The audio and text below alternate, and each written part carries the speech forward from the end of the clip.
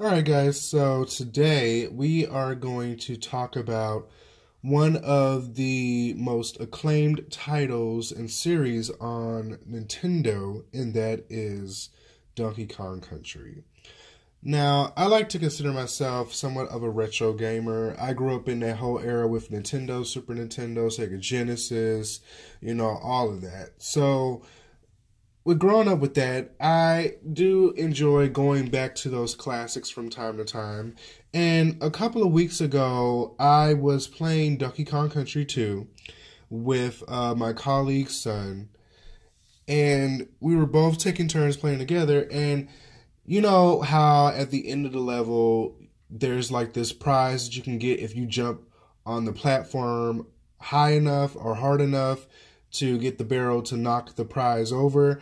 And so I did that with Diddy Kong. Now, when I played this game for years.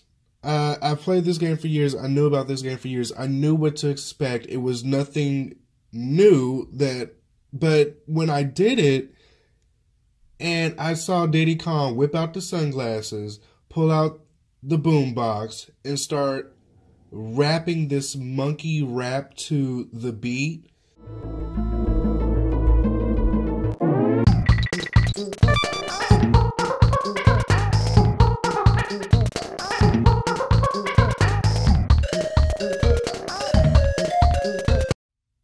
I don't know. My first reaction was, why is this monkey rapping? Like, what is that about? And I don't know. I tried to keep playing the game, but then the more I kept, clearing the levels and seeing it, it just kept bothering me. So I'm like, okay.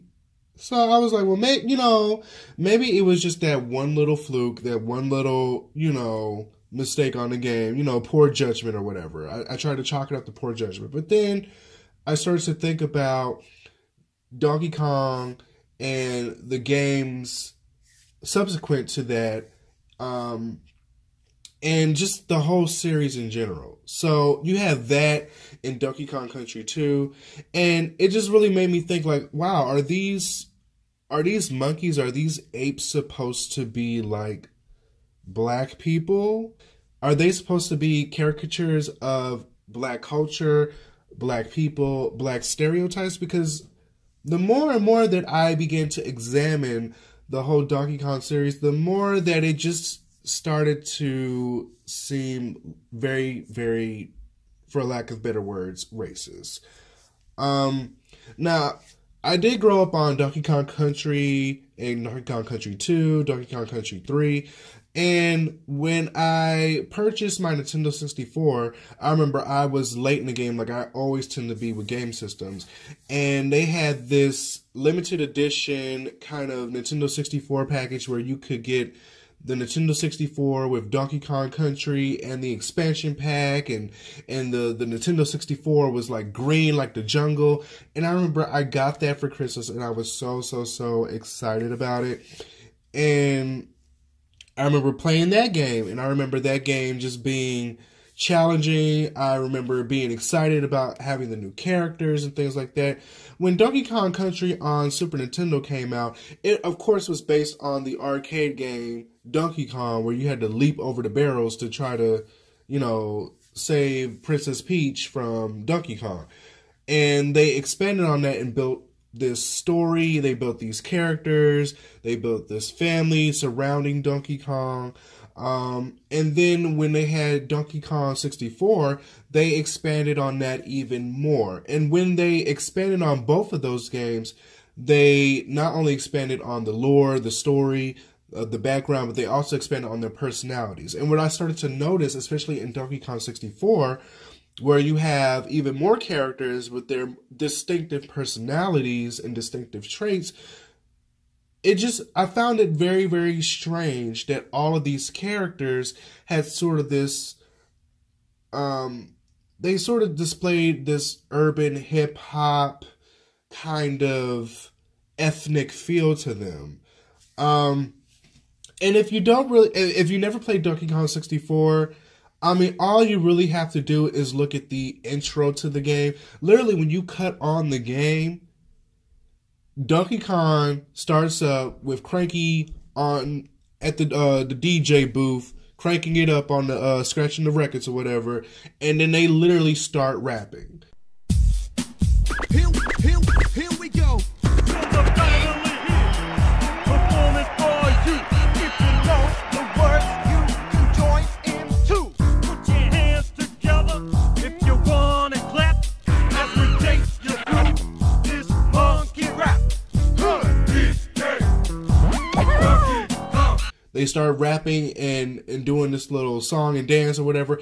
And, you know, as a kid, I never paid attention to those things. You know, like it just was whatever.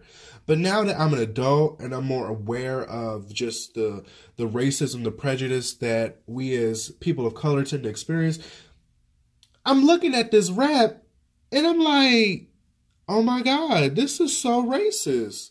Like, aside, like, just try to think of any Nintendo game where you cut on the game and the characters literally start rapping. I can't think of a single one. And maybe y'all can think of one. But yeah, Donkey Kong 64, that's the only one I know of. And it just so happens that the characters are apes and monkeys. It just so happens that they are rapping.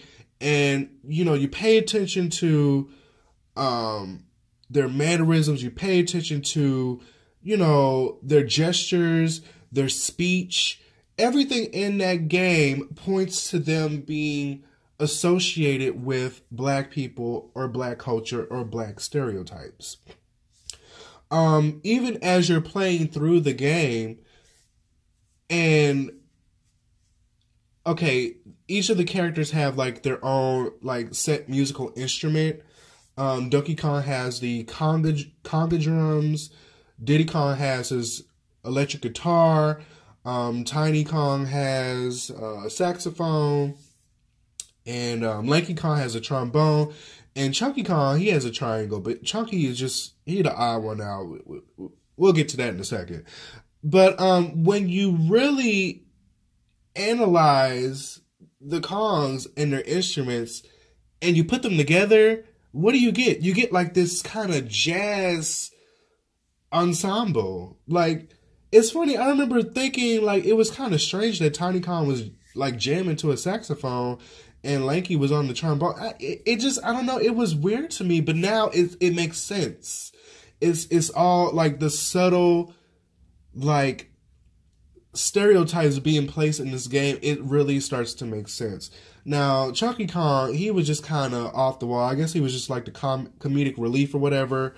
But again, you look at all the Kongs, their mannerisms, their gestures, their speech, everything, the way that they're standing, the way that they're walking, like it's just so clear that these characters are supposed to be like black people. And it's crazy that it's gone on this long and very few people have pointed out the distinct racism in this gaming series. And even just playing the game. Like, even though the game is centered around being in the jungle, and collecting bananas and coconuts or whatever the case is, all you gotta do is look at the life meter on Donkey Kong 64. The life meter isn't hearts. It isn't, you know, banana peels. It's not even coconuts. It's watermelons. It's watermelons. What does Donkey Kong, what do primates, what do monkeys have to do with watermelons? Why watermelons? I don't, what? Are you kidding me? Like, how did I not see this before? Like, am I the only one that has realized this? Am I the only one that's late to the game? Like, cause I mean, I get it. It's been a minute since I really like played games like that. So maybe everybody else knew and I'm just late with this, but I'm just like, dude, are you serious? Like the watermelon zone? So then, I'm like, okay. So I never really played any Donkey Kong games after Donkey Kong 64. Because I never got into the Wii or the Nintendo Switch or any of that. So, just to, I remember the Henny's boys, they were watching a cartoon series with Donkey Kong. And I was like, oh, they have a cartoon series? I remember looking at it and, you know, I just kind of brushed it off. I didn't pay it any attention. So when doing research for, you know, looking for traces of racism, within the Donkey Kong series, I decided to go and look up just like one episode of this Donkey Kong cartoon animated series. And just looking at this one episode basically confirmed everything I needed to know about Donkey Kong being racist. Because all you got to do is watch one episode. First off, all of the Kongs, their faces, their bodies, just their everything, their gestures, they look so strange and distorted, number one. Their mouths look huge and they look strange, and they have them making these weird, like, faces with their mouths. They just look funny. That's number one. So I guess the whole big mouth thing, first of all, they didn't even look like that in the game. So why did they go as far as to really exaggerate their looks even more so than they did in the game? It just looks, it's weird to watch, honestly. Then you look at the characters, and in the animated series, you can really see each of the Kongs and their personality traits. And you look at DK, and he's just like, he's just so carefree. He just seems unintelligent most of the time. You look at Cranky, he's like the old black man, the old annoying black man is always yelling and screaming and what carrying on and whatever. You look at Funky Kong. Funky Kong, he looked like that cousin you got in your family that just got out of the penitentiary and he been up in there for like 15 years. Like, that nigga is hood. That's a hood-ass nigga. Then, this what really got me. I ain't really got much on Diddy Kong or Dixie Kong besides, you know, whatever. But you go to Candy Kong, right? Now, in Donkey Kong 64, Candy Kong, she was basically like the thought of the neighborhood.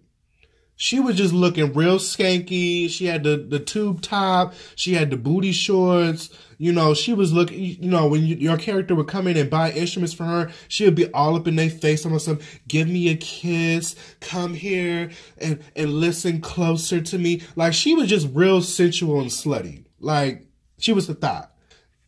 Then you go on the animated cartoon series, and they got Candy looking like this hood booger, this thought monkey, ratchet, just from the hood. Like, first of all, her hair looks a hot ass mess. Like, if she was gonna be the love interest, they could have made her look, you know, appealing or attractive in some way. She just looks a hot mess. Like, girl, she got the first of all, she got the fucking flip flops on. Like, bitch, where is you going in the jungle with flip flops? Like, I'm glad y'all gave her some clothes, but she just look a hot mess. And then right now, I can't think off the top of my head. I think she was wearing booty shorts, but she was just looking ratchet. There's no way around it. She was looking ratchet, and that basically confirmed everything I need to know about Donkey Kong being based on black people, black culture, black stereotypes, and this whole game series, this everything about it, this universe is supposed to be a mockery of black people. And I can't go on and continue to support this. I'm glad I haven't bought any Donkey Kong games since DK64. But yeah, I just wanted to kind of do this video and open up the dialogue and maybe see if I was the late one with this, or maybe you guys noticed it as well. So I definitely want to hear your thoughts on this. For those of you who are familiar with Donkey Kong, and maybe some of you who aren't, please chime in the comment section below. I would love to know your thoughts on all of this. And also, I would love to know if you know of any other games that has like racist undertones to them, similar to this. Because right now, off the top of my head, I can't really think of any. But it's funny because usually in games you might be able to pick like a character, or you might see something in a game, but for the whole gaming universe to just have this racist undertone throughout, that's just rare. And the fact that it hasn't been called out much is even like crazier. So yeah, thank you all so much for watching. I look forward to reading your thoughts below. Have a great one, and I will see you all in the next video. Until then, be blessed.